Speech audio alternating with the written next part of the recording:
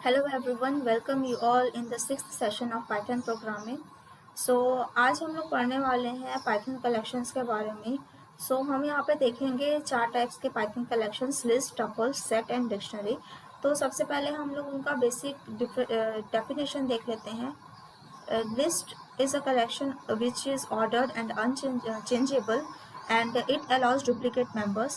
इसका मतलब ये है कि वो एक ऐसा ऑर्डर होता है जो चेंजेबल फॉर्म में होता है, जिसे हम चेंज कर सकते हैं और इसमें डुप्लीकेट मेंबर्स अलाउ किया जाता है.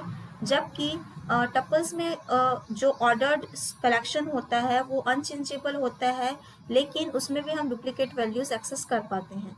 जबकि सेट और डिक्शनरी में डुप्लीकेट मेंबर्स एक्सेप्ट नहीं किए जाते हैं और सेट अनचेंजेबल और अनइंडेक्स्ड टाइप का कलेक्शन होता है और डिक्शनरी होता है वो अनऑर्डर्ड, चेंजेबल और इंडेक्स्ड टाइप के पाइथन कलेक्शन में से एक है. अब हम लोग लिस्ट के एग्जांपल्स देखते हैं.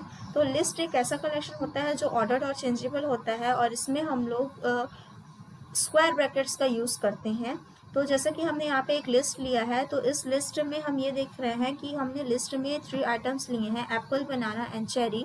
और प्रिंट कमांड देकर हम अपने किसी भी लिस्ट को आसानी से प्रिंट कर सकते हैं. जैसे कि मैंने यहाँ पे हमारे दिस लिस्ट नाम के लिस्ट को प्रिंट करना चाहा प्रिंट कमांड से, तो ये आसानी से हमें आउटपुट में मिल गया. इसके बाद हम ये देखते हैं कि जो लिस्ट होता है वो अलग अलग डिफरेंट टाइप्स के डेटा टाइप को एक्सेप्ट करता है.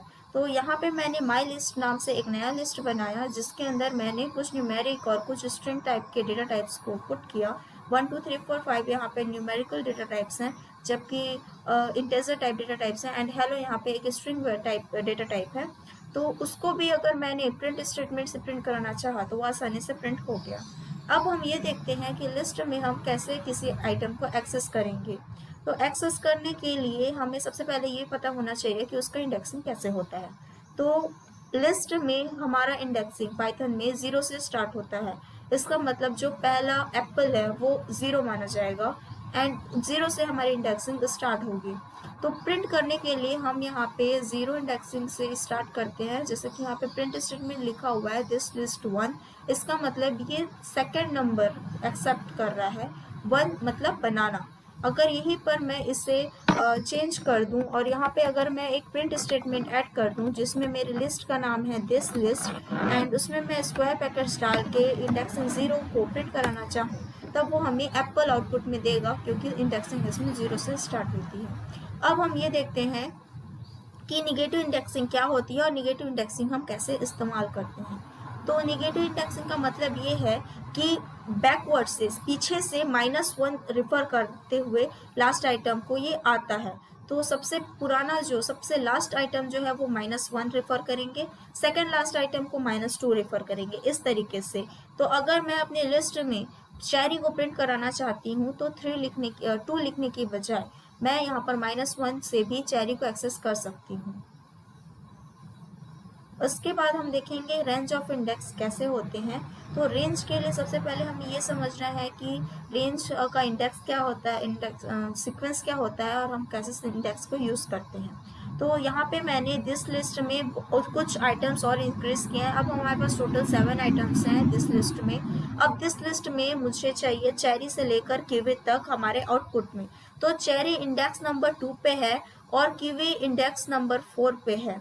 लेकिन मुझे इंडेक्सिंग जब डालनी होगी रेंज के फॉर्म पे, तब मैं 2:5 डालूंगी, क्योंकि यहाँ पे जैसा कि लिखा हुआ है, क्योंकि इंडेक्सिंग में क्या होता है वो जो हम आखिरी इंडेक्स आउटपुट में इनपुट में डालते हैं वो उसे स्किप करके उसके पहले तक के वैल्यूज को आउटपुट में देता है. जैसे कि यहाँ पे मैंने 5 डाला तो मुझे 4 तक के रेंज 4 तक के इंडेक्स वाली चीज़ें मिली. 4 के इंडेक्स में है कीवी. इसके बाद हम टपल्स को देखेंगे. तो टपल्स को जैसे हमने देखा कि टपल्स एक ऐसा कलेक्शन होता है जो ऑर्डर्ड होता है और अनचेंजेबल होता है. और पाइथन में टपल्स के लिए हम लोग राउंड ब्रैकेट्स का इस्तेमाल करते हैं. तो सबसे पहले टपल क्रिएट करके देखते हैं. मैंने इसका नाम दिया है this tuple and this tuple में मैंने यहाँ पर 3 आइटम्स डाले हैं: Apple, banana and cherry. And print statement use करके आसानी से हम कोई भी टपल को प्रिंट कर सकते हैं। उसके बाद हम ये देखते हैं कि एक्सेस कैसे करना है। तो एक्सेस करने के लिए सेम जैसे कि हमने लिस्ट में देखा, इंडेक्सिंग हम लोग यूज़ करेंगे। हर जगह पे पाइथन में इंडेक्सिंग 0 से स्टार्ट होती है, तो यहाँ पे भी इंडेक्सिंग 0 से स्टार्ट हुई है, जिसके कारण जब मैंने टपल 1 दिस टपल 1 इनपुट में लिया तो मुझे आउटपुट में बनाना मिला, क्योंकि वो सेकेंड आइटम है और इंडेक्सिंग के फॉर्म पे वो फर्स्ट आइटम है। इसमें भी नेगेटिव इंडेक्सिंग डायरेक्ट हम कर सकते हैं, जैसे कि अगर हमें चेरी चाहिए दिस टपल में से, तो -1 डाल के हम चेरी को एज द आउटपुट ले सकते हैं नेगेटिव इंडेक्सिंग की मदद से।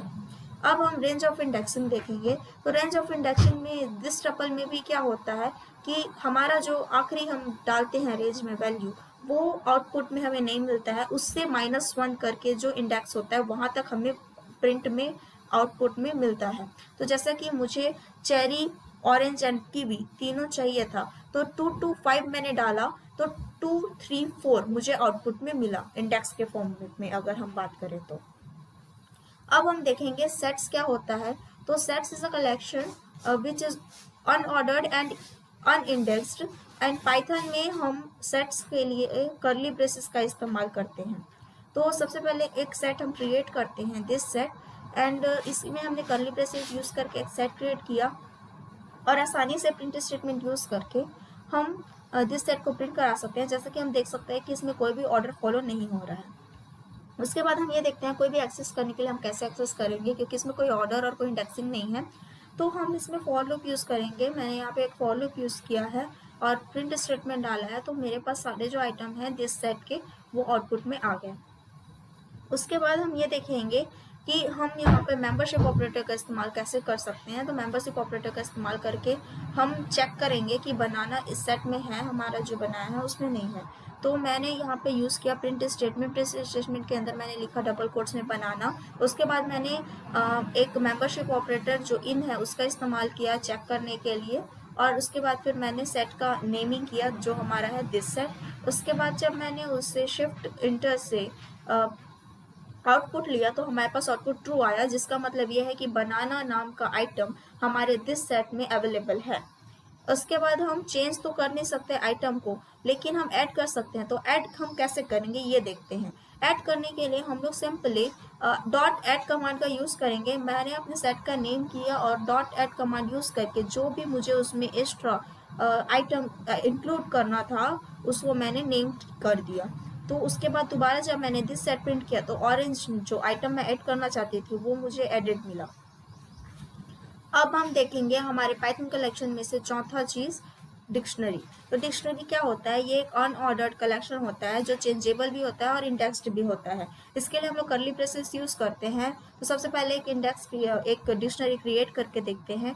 तो यहाँ पे मैंने दिस डिक्ट करके एक डिक्शनरी का नेमिंग किया है। वहाँ पे मैंने ब्रांड का नाम लिया है फोर्ड, मॉडल का नाम लिया है मस्टैंग, एंड ईयर लिया है 1964। उसके बाद मैंने प्रिंट कमांड देकर दिस डिक्शनरी को प्रिंट किया है, तो मुझे आसानी से सारी डिक्शनरीज के जो कीज़ एंड वैल्यूज़ हैं वो आउटपुट में मिल गए। उसके बाद हम ये देखते हैं कि कोई भी आइटम को हम डिक्शनरी में कैसे एक्सेस करते हैं। तो एक्सेस करने के लिए हम लोग जो भी हमारा की नेम है उसको रिफ़र करेंगे। तो हमें स्क्वायर ब्रैकेट्स के अंदर किसी भी की नेम को रिफ़र करने पर वो हमें एज अ आउटपुट मिल जाएगा। जैसे कि हम यहाँ देख सकते हैं, यहाँ पर मैंने क्या किया है, एक्स नाम के वेरिएबल में मैंने इंडेक्स जो डिक्शनरी हमने लिया था उसके स्क्वायर ब्रैकेट्स में डालकर की नेम को आइडेंटिफाई किया। की नेम आइडेंटिफाई करने पर प्रिंट स्टेटमेंट डालने पर मुझको उसका जो वैल्यू था मस्टैंग वो आउटपुट में मिल गया। वैसे ही एक और तरीका होता है जिसे हम गेट मेथड कह सकते हैं। इसमें भी हमें सेम रिजल्ट मिलता है इसमें, लेकिन हमें डॉट गेट कमांड का यूज़ करना होता है। डॉट गेट कमांड का यूज़ हम ऐसे करते हैं, हमने अगेन एक वेरिएबल एक्स लिया, उसमें हमने हमारी डिक्शनरी का नाम जो है this dictionary dot gate command use किया, और गेट कमांड के अंदर मैंने अपने ब्रैकेट्स के अंदर लिखा डबल कोट्स में मॉडल, जो कि हमारा की नेम है। और उसके बाद फिर जब मैंने प्रिंट स्टेटमेंट यूज़ किया एक्स के साथ तो मुझे मस्टैंग आसानी से आउटपुट में मिल गया। इसका मतलब ये है कि एक्सेस करने के लिए किसी भी डिक्शनरी में हम लोग कोई दो तरीका यूज़ कर सकते हैं। एक हम लोग डायरेक्ट की नेम यूज़ कर सकते हैं और एक हम लोग गेट मेथड के थ्रू भी एक्सेस कर सकते हैं। आज के लिए इतना ही, आज के सेशन के लिए थैंक यू सो मच।